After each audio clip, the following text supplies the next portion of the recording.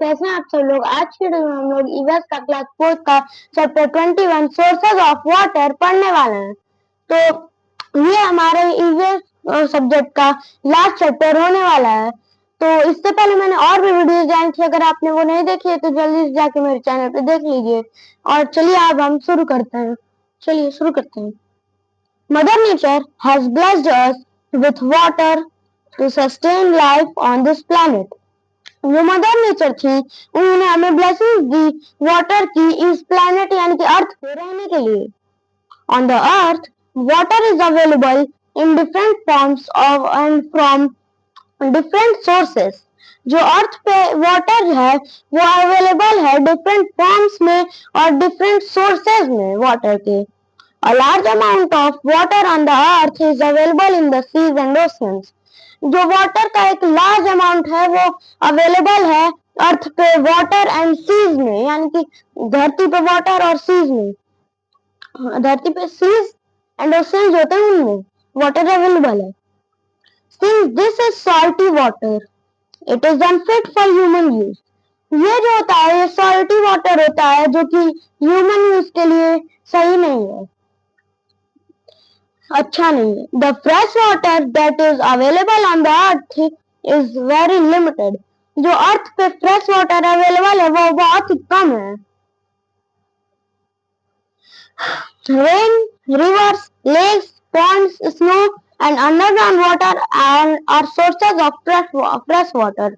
जो रेन होती है और रिवर्स होते हैं, लेक्स होते हैं, पॉन्ड्स होते हैं और स्नो होते हैं, और जो अंडरग्राउंड वाटर होता है वो सोर्सेज होते हैं फ्रेश वाटर्स के। We use fresh water for drinking, growing crops and manufacturing things in factories. हम लोग फ्रेश वाटर का यूज करते हैं पीने के लिए, पानी पीने के लिए, और जो कि क्रॉप्स को उगाने के लिए और मैन्युफैक्चरिंग करने के लिए सामानों के फैक्ट्रीज में। About 68% fresh water on the earth is found in glaciers and ice caps. जो 68% फ्रेश वाटर है अर्थ पे वो ग्लेशियर से पाया जाता है और आइस कैप से पाया जाता है। Around 30% is available as ground water. लगभग 30% जो वाटर है वो ग्राउंड वाटर से अवेलेबल है। Only 0.3 is available as surface water. बस 0.3% जो वाटर है वो अवेलेबल है सरफेस वाटर के तौर पे। Let us study about various sources of water. चलिए पढ़ते हैं कुछ sources of water के बारे में। तो इससे पहले मैं आपको एक और बात बता देता हूँ कि जो प्योर वाटर होता है, एकदम जो साफ पानी होता है, उसका ना ही कोई टेस्ट होता है और ना ही कोई स्मेल होती है। Sources of water. अब हम बात करते हैं सोर्सेज ऑफ वाटर की। There are various sources of water on the earth. Earth पे वेरियस सोर्सेज ऑफ वाटर हैं। The three major sources of fresh water are rainwater, groundwater, surface water. जो three major sources हैं fresh water के वो हैं rain water, ground water, surface water. Rain water, अब बात करते हैं रेन वाटर की। Rain water is the primary source of water for all living organisms on the अर्थ। जो रेन वाटर होता है वो एक प्राइमरी सोर्स होता है वाटर का जो कि अर्थ पे होता है, जो कि सारे लिविंग ऑर्गेनिजम्स के लिए होता है। It is considered to be the purest form of water and is used for growing crops and maintaining livestock. ये जो होता है ये कंसिडर किया जाता है प्योरेस्ट फॉर्म ऑफ वाटर का और ये यूज होता है क्रॉप्स को ग्रो करने के लिए और मेंटेनिंग करने के लिए लाइव स्टॉक का। When it rains, the water gets collected in different water bodies such as ponds, rivers, lakes, seas and oceans. जब बारिश होती है तो जो पानी होता है वो कलेक्ट हो जाता है डिफरेंट वाटर बॉडीज में, जैसे कि पॉन्ड्स में, रिवर्स में, लेक्स में, सीज में और ओशियंस में। अब हम बात करते हैं ग्राउंड वाटर की। It is one of the important sources of fresh water on the अर्थ। ये जो ग्राउंड वाटर होता है वो one of the important sources होता है फ्रेश वाटर का अर्थ पे। It is obtained from wells, hand pumps and tube wells, and it is often considered a reliable source during dry periods and droughts. ये जो होता है ये मिलता है वेल से, हैंडपंप से, ट्यूबवेल से, जो कि कंसीडर किया जाता है, जिसे बताया जाता है कि ये रिलेबल सोर्सेज हैं वाटर के, जो कि जहाँ ड्राई पीरियड्स होते हैं, ड्रॉट्स होते हैं, वहां पे पाए जाते हैं, ये जो कि हर जगह पाए जाते हैं ये। The rainwater seeps through the soil and gets collected on a layer of hard rock as groundwater. जो रेन वाटर होता है वो जो सॉइल में आता है, फिर बारिश होने के बाद जो पानी जो सॉइल में आता है, रेन वाटर की बूंदें, फिर वो जाती हैं एक जो मिट्टी के नीचे जो लेयर होती है हार्ड रॉक की, उस पे जाते हैं और कलेक्ट हो जाते हैं उसके अंदर। और अब बात करें, ground water is use for drinking, irrigation and industrial purposes. जो ग्राउंड वाटर होता है वो यूज किया जाता है ड्रिंकिंग के लिए, और जो कि है इरिगेशन के लिए और इंडस्ट्रियल पर्पसेस के लिए। और since the water has already passed through multiple layers of soil, it becomes fully filtered, being free of dust, harmful germs and thus fit to drink. जब ये वाटर जो होता है ऑलरेडी पास कर चुका है, होता है मल्टीपल लेयर्स ऑफ सॉइल का, तो ये फुल्ली फिल्टर्ड हो जाता है और बिल्कुल फ्री हो जाता है डस्ट से, हार्मफुल जर्म से, और एकदम सही हो जाता है पीने के लिए। However, it contains some sand particles which can be easily removed. पहले इसके अंदर जो होता है सैंड पार्टिकल्स होते हैं, और फिर ये जो प्रोसेस होता है उससे ये जो सैंड पार्टिकल्स होते हैं वो रिमूव हो जाते हैं, यानी कि हट जाते हैं। वेल्स, अब हम बात करते हैं वेल्स की। तो मैं आपको बता दूं जो ओल्डेस्ट वेल है दुनिया का, वर्ल्ड का पूरे ओल्डेस्ट जो वेल है वो लोकेटेड करता है किशोरनरगा में, जो कि किशोरनरगा में काइप्टस की, जो काइप्टस का किशोरनरगा है वहां पे दुनिया की सबसे पुरानी जो कि वेल है, यानी कि कुआं है। Wells are considered to be the one of the oldest means of availing water, groundwater. जो वेल होता है वो बताता है कि जो वेल है वो one of the oldest means है ग्राउंड वाटर को ऊपर लाके पानी पीने का, ग्राउंड वाटर पीने का। Well usually has pebbles at its bottom. जो वेल होता है उसके पास पेबल्स होते हैं इसके जो बॉटम में। These pebbles help filter the water. ये जो pebbles होते हैं वो मदद करते हैं पानी को फिल्टर करने में, यानी कि साफ करने में। It is essentially to keep the wells clean and covered. ये यूज होता है वेल्स को क्लीन करने के लिए, क्लीन रखने के लिए और कवर रखने के लिए। अब बात करते हैं हैंडपंप्स की। In rural areas, hand pumps still continue to be the most popular means of extracting groundwater. Rural areas में हैंडपंप जो होते हैं वो बहुत ही most popular means of extracting होते हैं ग्राउंड वाटर को निकालने में। The pipe of the handpump is dug deep into the ground to take out pure water. ये हैंडपंप की पाइप होती है वो जमीन के बहुत ही ज्यादा अंदर तक धसी रहती है, जो कि प्योर वाटर को ऊपर निकालती है। अब बात करते हैं ट्यूबवेल्स की।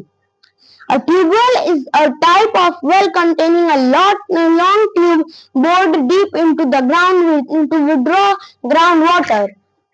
जो ट्यूबवेल होता है वो टाइप होता है लॉन्ग ट्यूब की तरह की टाइप का होता है, जो कि कंटेन करता है वाटर, बहुत सारे वाटर को, और इसकी जो पाइप होती है वो जमीन के बहुत ही अंदर तक, डीप में जमीन के बहुत ही अंदर तक गाड़ी रहती है, जिससे जो पानी होता है वो ऊपर आता है। It is commonly use for irrigating large agriculture fields. ये जो ट्यूबवेल है ये कॉमनली यूज होता है इरिगेशन के लिए और लार्ज एग्रीकल्चर फील्ड का। सरफेस वाटर, अब हम बात करते हैं सरफेस वाटर की। It is the water present on the earth surface found in various water bodies like ponds, lakes, rivers, streams, seas, oceans and glaciers. ये जो वाटर रहता है वो प्रेजेंट रहता है अर्थ के सरफेस पे, जो कि मिलता है वेरियस वाटर बॉडीज से, जैसे कि पॉन्ड्स, लेक्स, रिवर्स और स्ट्रीम्स, सीज, ओशियंस और glaciers. These water bodies play a crucial role in the water cycle for storing the rainwater. ये जो वाटर बॉडीज होती हैं ये क्रूशियल रोल प्ले करती हैं वाटर साइकिल को करने में, और ये जो रेन वाटर होता है उसे स्टोर करती हैं.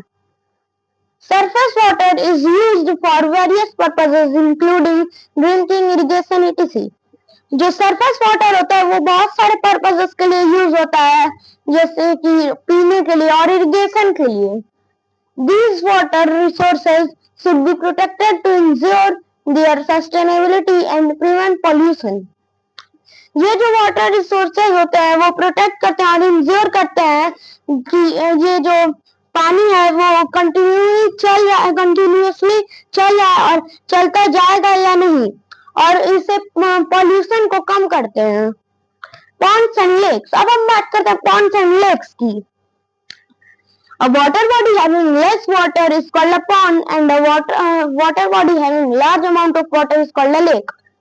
जिस वाटर बॉडी में कम पानी होता है उसे हम लोग पॉन्ड कहते हैं, और जिस वाटर बॉडी में बहुत ही ज्यादा पानी होता है उसे हम लोग लेक कहते हैं.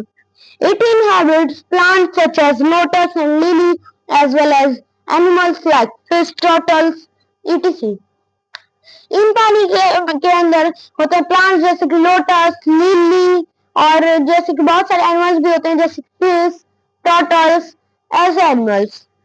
These water bodies are like big natural and open water bowls on the earth's surface containing a lot of impurities, germs and mud.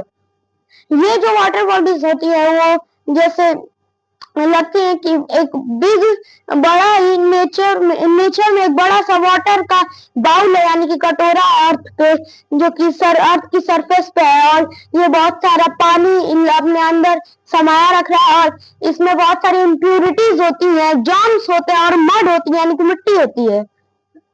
People enjoy fishing, swimming and boating in Pond's and lake. जो लोग होते हैं वो enjoy करते हैं fishing करना, swimming करना और बोटिंग करना पॉन्ड्स और लेक्स में. मैं आपको एक और बात बता दूं कि इंडिया में जो राजस्थान है और उसका जो उदयपुर है, उदयपुर सिटी है, उसे हम लोग सिटी ऑफ लेक्स भी कहते हैं, क्योंकि वहां पे बहुत सारी सिटीज हैं.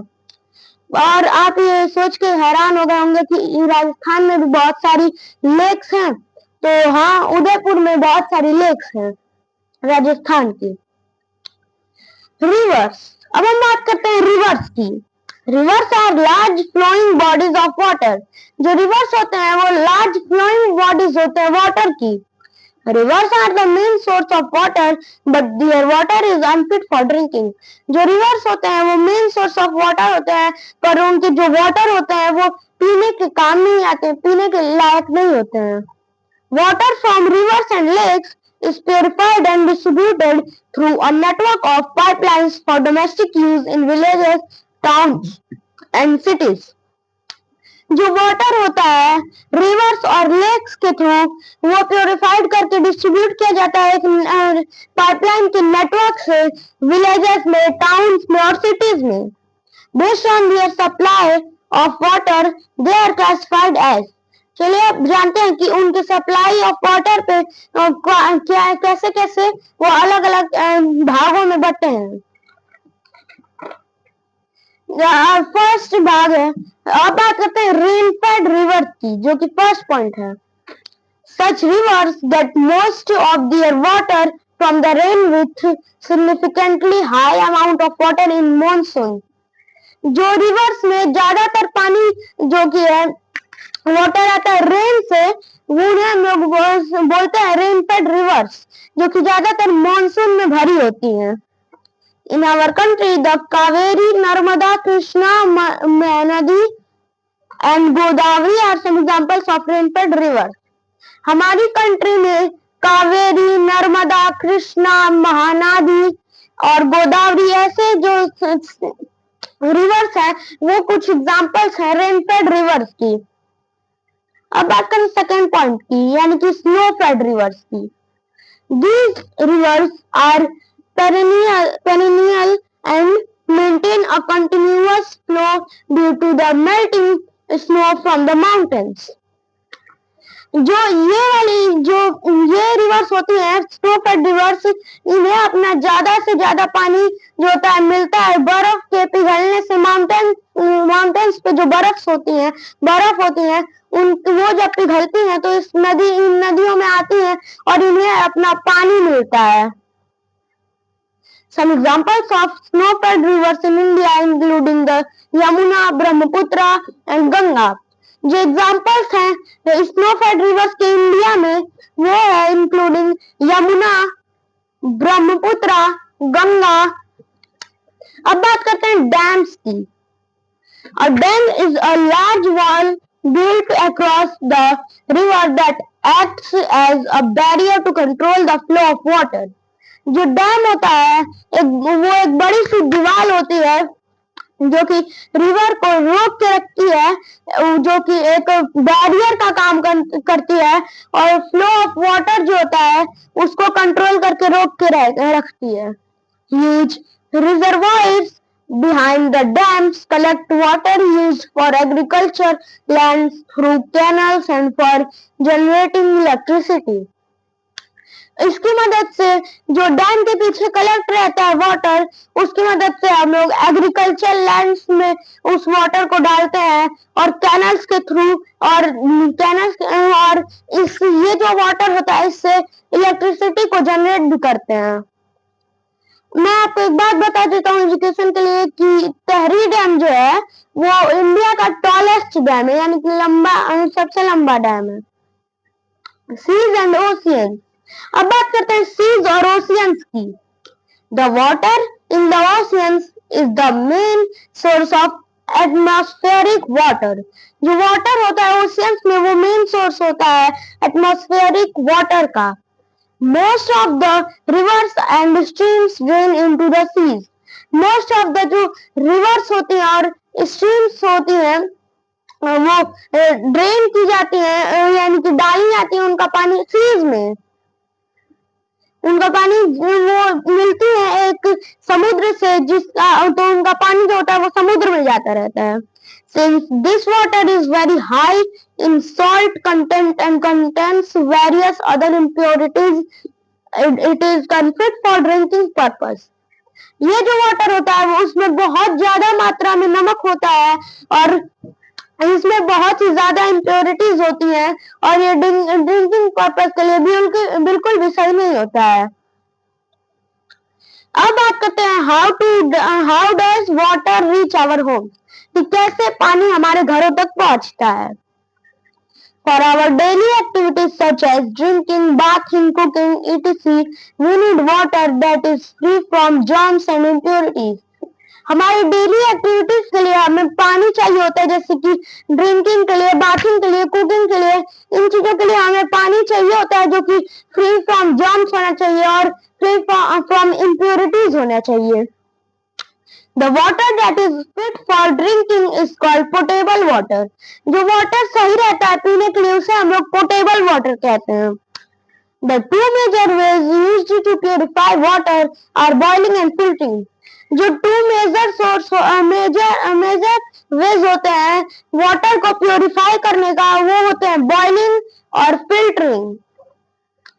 Nowadays, majority of the places have water treatment plants to purify the water. After we purify their water from rivers is taken by big pipes and made safe and fit for our use.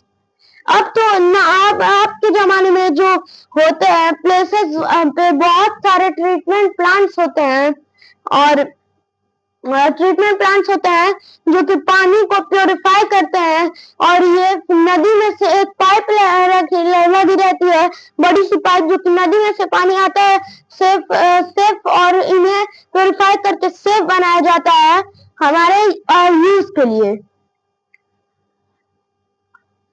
The water after being brought to the treatment plants is filtered in a sedimentary tank and passed through filters of sand and gravel. जो पानी होता है जो कि नदियों से आता है वो ट्रीटमेंट प्लांट्स में जाता है और वहां पे जो फिल्टर होता है सेडिमेंट्री टैंक में और ये पास किया जाता है फिल्टर का सेडिमेंट्री टैंक में फिल्टर होता है ये पास करके सैंड और ग्रेवल के थ्रू पास करके यानी कि भेज के the water is now made free from germs by adding chlorine. फिर जब पानी में क्लोरीन ऐड कर दिया जाता है तो जो वाटर होता है वो फ्री फ्रॉम जर्म्स होता है यानी कि पूरे जर्म्स से क्लीन हो जाता है फ्री हो जाता है जर्म्स से। After this it is distributed to various parts of the city through a network of pipelines and collected in large storage tanks. इसके बाद जो वाटर होता है वो डिस्ट्रीब्यूट किया जाता है पार्ट्स में जो कि सिटी के एक नेटवर्क ऑफ पाइपलाइंस कलेक्ट रहता है तो कलेक्टेड वाटर को भेजा जाता है लार्ज स्टोरेज टैंक्स के through. The water from these storage tanks is then sent to different houses within the city. फिर जो वाटर होता है इन स्टोरेज टैंक्स में वो भेजा जाता है डिफरेंट हाउसेज में यानी कि अलग अलग घरों में सिटीज के। प्रिवेंटिंग वाटर पॉल्यूशन, हम वाटर पॉल्यूशन को कैसे कम कर सकते हैं? The water can be polluted due to several human activities like washing clothes, bathing, throwing trash, and discharging chemical waste from factories into water bodies. Water pollute होता है human की several activities की वजह से जैसे कि अपने कपड़ों को पानी में धोना, पानी में नहाना और पानी में कचड़े फेंकना और जो फैक्ट्रीज होती हैं वो केमिकल्स वाले पानी को डिस्चार्ज करती हैं यानी कि छोड़ती हैं वेस्ट डिस्चार्जिंग जो केमिकल वेस्ट होता है उसे डिस्चार्ज करती है यानी कि छोड़ देती हैं पानी में वाटर बॉडीज में। Using polluted water can lead to many waterborne diseases in human beings. हम अगर polluted water को यूज करेंगे तो हमें बहुत सारी waterborne disease भी हो सकती है human beings को यानी कि हम लोग को। These diseases include diarrhea, jaundice, cholera, typhoid, etc. ये जो डिजीजेज होते हैं इनमें इंक्लूड रहते हैं डियारहोया, जॉन्डिस, कोलेरा और टाइफाइड और भी बहुत सारी diseases. Polluted water can kill many aquatic animals, जो पॉल्यूटेड वाटर होता है वो बहुत सारे एक्वाटिक एनिमल्स को मार देता है यानी कि पानी के जीव जंतु को मार देता है। Water is a very essential resource and we should prevent water pollution. Water एक बहुत ही इसेंशियल रिसोर्स है हमारे के लिए और हमें वाटर को बर्बाद यानी कि पानी को बर्बाद नहीं करना चाहिए। Given below are a few ways to prevent the pollution of water. यहाँ पे कुछ तरीके दिए हुए हैं जिनसे हम लोग pollution of water को कम कर सकते हैं। First point, we should not throw waste items in the water. हमें वेस्ट आइटम्स को वाटर में नहीं फेंकना चाहिए यानी कि पानी में नहीं फेंकना चाहिए। During various festivals in India, people immerse the idols of God in the water. जो फेस्टिवल में इंडिया के फेस्टिवल्स में जो लोग होते हैं वो गॉड की मूर्तियों को यानी कि भगवान की मूर्तियों को पानी में डाल देते हैं। We must avoid doing this. हमें इस चीज को करने से अवॉइड करना चाहिए यानी कि नहीं करना चाहिए ये चीज हमें। Third point, we should not throw animal and human dead bodies in the water. हमें पानी में एनिमल और ह्यूमन डेड बॉडीज यानी कि एनिमल्स और इंसानों की डेड बॉडीज को पानी में नहीं फेंकना चाहिए। Fourth point, we must ensure that no mishap like oil spills occurs in water bodies. हमें ये इंश्योर करना चाहिए कि जो माइसअप है तो नहीं वाटर बॉडीज में और ऑयल ज्यादा तो नहीं है ऑकर्स वाटर बॉडीज में। मैं आपको एक और बात बता दूं, Yamuna action plan is an initiative of Indian government to clean up and restore the health of the Yamuna river। जो यमुना एक्शन लिया गया था, यमुना एक्शन प्लान लिया गया था, वो इसलिए लिया गया था क्योंकि जो यमुना रिवर है उसे गवर्नमेंट ने आदेश दिया था कि पूरा यमुना रिवर को क्लीन कर दिया जाए और इसे फिर से रिस्टोर करके हेल्थ को अच्छा किया जाए। It went through different phases to reduce pollution in the river। ये लागू कर दिया गया था कि जो रिवर है उसमें हमें पॉल्यूशन नहीं करना चाहिए, यानी कि कचरे नहीं फेंकने चाहिए। केस स्टडी, अब बात करते हैं केस स्टडी की। पंचायत स्ट्रगल अगेंस्ट कोक इन प्लाचीमड़ा केरला।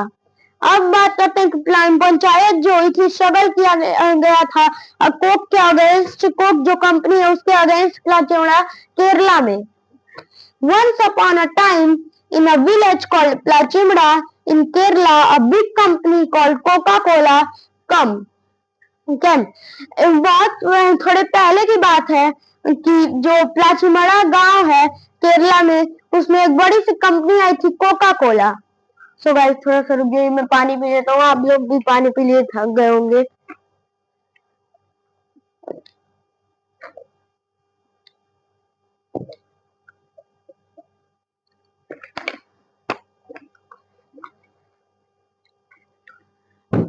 तो हम लोग थे, they said they wanted to build a factory and promised growth of people by bringing them more jobs। ये लोग वहां पे फैक्ट्री बनाना चाहते थे और प्रॉमिस किया था लोगों से कि जैसे ही उनकी फैक्ट्री ग्रोथ करेगी यानी कि बढ़ेगी तो वो लोग कई सारे लोगों को उस गांव के जॉब दे देंगे अपनी कंपनी में। But as time pass things turn around. But जैसे जैसे समय बीतता गया जो थिंग्स थी वो अराउंड यानी कि उल्टा पड़ गई। The water in the village wells began to reduce and remaining water wasn't good enough to drink। जो वाटर होता था विलेजेस की वेल्स में वो सारा ले लिया जाता था बनाने के लिए कोक को, और जो बाकी का वाटर बचा रहता था वो पीने के लिए सही नहीं था। It became harmful from crops for crops and animals too। ये खानों के क्रॉप्स के लिए और एनिमल्स के लिए सबके लिए बहुत ही हार्मफुल था। This is when the panchayat came into action. ये तब हुआ था जब पंचायत फिर एक्शन में आई। They heard the villagers and decided to ask Coca-Cola to stop using water in excess and making it dirty। फिर इन्होंने सोचा, विलेजर्स का जो कहना था वो डिसाइड किया और कोका कोला को डिसाइड किया कि कोका कोला को बोलने का कि वो अपनी कंपनी रोक दें और पानी को गंदा ना करें और ज्यादा पानी का यूज ना करें। It was not an easy task. ये एक इजी टास्क नहीं था। The panchayat had to talk to important people and attend meetings where they explained why the factory was causing trouble। एक पंचायत में बैठाया गया, पंचायत बैठाई गई और उसमें बहुत ही इम्पोर्टेंट लोगों को बुलाया गया और मीटिंग अटेंड करवाई गई जो कि जिसमें लोगों ने विलेजर्स ने बताया, एक्सप्लेन किया फैक्ट्री के कॉजिंग ट्रबल, फैक्ट्री की वजह से क्या क्या परेशानियां हो रही हैं। Finally, after a long time, the panchayat and the villagers won। Finally कुछ समय के बाद जो पंचायत और जो विलेजर थे वो जीत गए। Coca Cola stopped the factory from using too much water. Coca Cola stop करती है अपनी फैक्ट्री को, रोकती है अपनी फैक्ट्री को बहुत ज्यादा पानी को यूज करने से। The panchayat proved that people can bring big changes when they are together. जो पंचायत थी उसने प्रूव कर दिया कि जो जब लोग एक साथ हों तो वो लोग बहुत सारे बड़े बड़े चेंजेस कर सकते हैं, यानी कि बदलाव कर सकते हैं। तो आज की वीडियो में इतना ही, तब तक के लिए मिलते हैं आपसे, बाय, तब तक के लिए।